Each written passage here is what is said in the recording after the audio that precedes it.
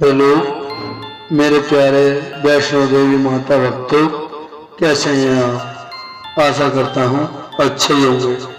आज मैं आपको माँ वैष्णो देवी की कथा सुनाने जा रहा हूँ। कथा को पूरा सुने तभी उसका आनंद मिलेगा।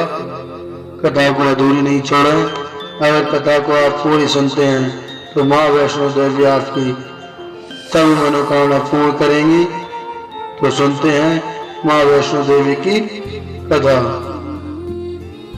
वैष्णो देवी का विश्व प्रसिद्ध और प्राचीन मंदिर भारतीय राज्य जम्मू और कश्मीर के जम्मू क्षेत्र में कटना नगर के समीप की पहाड़ियों पर स्थित है। इन पहाड़ियों को त्रिकुटा पहाड़ी कहते हैं। यहीं पर लगभग 5200 फीट की ऊंचाई पर स्थित है। माता रानी का मंदिर है। यह भारत में तिरुमला वेंकटेश्वर मंदिर के बाद दूसरा सर्वाधिक देखा जाने वाला धार्मिक तीर्थ स्थल है। मंदिर का परिचय त्रिकुटा की पहाड़ियों पर स्थित एक गुफा में माता वैष्णो देवी की स्वयंभू 3 मूर्तियां हैं। देवी काली दाएं तरफ, सरस्वती बाएं तरफ और लक्ष्मी मध्य में पिंडी के रूप में गुफा में विराजित हैं। इन तीनों पिंडियों के सम्मिलित रूप को वैष्णो देवी माता कहा जाता है। इस स्थान को माता का भवन कहा जाता है। पवित्र गुफा की लंबाई 98 फीट है। इस गुफा में एक बड़ा चबूतरा बना हुआ है। इस चबूतरे पर माता का आसन है, जहां देवी त्रिकुटा अपनी माताओं के साथ विराजमान रहती हैं। भवन वह स्थान है जहां माता ने भैरवनाथ का वध किया था। प्राचीन गुफा के समक्ष भैरव का शरीर मौजूद है और उसका सिर उड़कर 3 किलोमीटर दूर भैरव घाटी में चला गया और शरीर यहाँ रह गया। जिस स्थान पर सिर गिरा, आज इस स्थान को भैरवनाथ के मंदिर के नाम से जाना जाता है। कटरा से ही वैष्णो देवी की पैदल चढ़ाई शुरू होती है, जो भवन तक करीब 13 किलोमीटर और भैरव मंदिर तक 14.5 किलोमीटर है। मंदिर की कथा। मंदिर के संबंध में कई तरह की कथा प्रचलित हैं। एक बार त्रिकुटा की पहाड़ी पर एक सुंदर कन्या को देखकर भैरवनाथ उससे पकड़ने के लिए दौड़े। तब वह कन्या बाह्य रूप में बदलकर त्रिकुटा पर्वत की ओर उड़ चली। भैरवनाथ भी उनके पीछे भागे। माना जाता है कि तभी मां की रक्षा के लिए पावनपुत्र हनुमान पहुंच गए। हनुमान जी को प्यास लगने पर माता ने उनके आग्रह पर धनुष से पहाड़ पर बाण चलाकर एक जलधारा निकाली और उस जल में अपने केश धोए। फिर वहीं एक गुफा में प्रवेश कर माता ने 9 माह तक तपस्या की। हनुमान जी ने पहरा दिया। फिर भैरवनाथ वहां आ धमके। उस दौरान एक साधु ने भैरवनाथ से कहा कि तू जिसे एक कन्या समझ रहा है, वह आदि शक्ति जगदम्बा है, इसलिए उस महाशक्ति का पीछा छोड़ दे। भैरवनाथ ने साधु की बात नहीं मानी। तब माता गुफा की दूसरी ओर से मार्ग बनाकर बाहर निकल गईं। ये गुफा आज भी अर्धकुमारी या आदिकुमारी या गर्भजून के नाम से प्रसिद्ध है।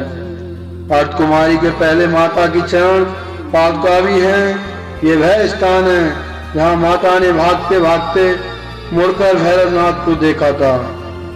अंत में गुफा से बाहर निकलकर कन्या ने देवी का रूप धारण किया और भैरवनाथ वापस जाने का कहकर फिर से गुफा में चली गई। लेकिन भैरवनाथ नहीं माना और गुफा में प्रवेश करने लगा।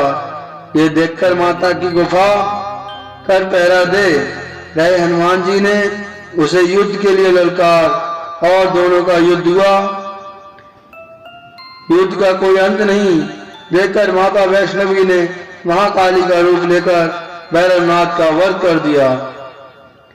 कहा जाता है कि अपने वध के बाद भैरवनाथ को अपनी भूल का पश्चाताप हुआ और उसने मां से क्षमादान की भीख मांगी माता वैष्णो देवी जानती थी कि उन पर हमला करने के पीछे भैरव की प्रमुख मंशा मोक्ष प्राप्त करने की थी। तब उन्होंने न केवल भैरव को पुनर्जन्म के चक्र से मुक्ति प्रदान की, बल्कि उसे वरदान देते हुए कहा कि मेरे दर्शन तब तक पूरे नहीं माने जाएंगे जब तक कोई भक्त मेरे बाद तुम्हारे दर्शन नहीं करेगा। उपरोक्त कथा को वैष्णो देवी के भक्त श्रीधर से जोड़कर भी देखा जाता है। 700 वर्षों से भी अधिक समय पहले कटरा से कुछ दूरी पर स्थित हंसाली गांव में मां वैष्णवी के परम भक्त श्रीधर रहते थे। वे निसंतान और गरीब थे, लेकिन वे सोचा करते थे कि एक दिन वे माता का भंडारा रखेंगे। एक दिन श्रीधर ने आसपास के सभी गांव वालों को प्रसाद ग्रहण करने का न्योता दिया और भंडारे वाले दिन श्रीधर अनुरोध करते हुए सभी के घर बारी बारी गए ताकि उन्हें खाना बनाने की सामग्री मिले और वह खाना बनाकर मेहमानों को भंडारे वाले दिन खिला सकें। जितने लोगों ने उनकी मदद की वह काफी नहीं थी, क्योंकि मेहमान बहुत ज्यादा थे। वह सोच रहे थे इतने कम सामान के साथ भंडारा कैसे होगा। भंडारे के एक दिन पहले श्रीधर एक पल के लिए भी सो नहीं पा रहे थे, ये सोचकर कि वह मेहमानों को भोजन कैसे करा सकेंगे। वह सुबह तक समस्याओं से घिरे हुए थे और बस उसे अब देवी मां से ही आस थी। वह अपनी झोपड़ी के बाहर पूजा के लिए बैठ गए। दोपहर तक मेहमान आना शुरू हो गए थे। श्रीधर को पूजा करते देख वे जहां जगह दिखी वहां बैठ गए। सभी लोग श्रीधर की कोई छोटी सी कुटिया में आसानी से बैठ गए। श्रीधर ने अपनी आंखें खोली और सोचा कि इन सभी को भोजन कैसे कराएंगे। तब उसने एक छोटी लड़की को झोपड़ी से बाहर आते हुए देखा, जिसका नाम वैष्णवी था। वह भगवान की कृपा से आई थी। वह सभी को स्वादिष्ट भोजन परोस रही थी। भंडारा बहुत अच्छी तरह से संपन्न हो गया था। भंडारे के बाद श्रीधर वो छोटी लड़की वैष्णवी के बारे में जानने के लिए उत्सुक थे, पर वैष्णवी गायब हो गई और उसके बाद किसी को नहीं दिखी। बहुत दिनों के बाद श्रीधर को वो छोटी लड़की का सपना आया। उसमें स्पष्ट हुआ कि वह मां वैष्णो देवी थी। माता रानी के रूप में आई लड़की ने उसे गोपा के बारे बताया और 4 बेटों के वरदान के साथ उसे आशीर्वाद दिया। श्रीधर एक बार फिर खुश हो गए और मां की गुफा की तलाश में निकल पड़े और कुछ दिनों बाद उन्हें वह गुफा मिल गई। तभी से वहां पर माता के दर्शन के लिए श्रद्धालु जाने लगे। ये थी मां वैष्णो देवी की कथा। अगर कथा सही लगी हो तो चैनल को लाइक और सब्सक्राइब जरूर कर दें। जय मां वैष्णो देवी।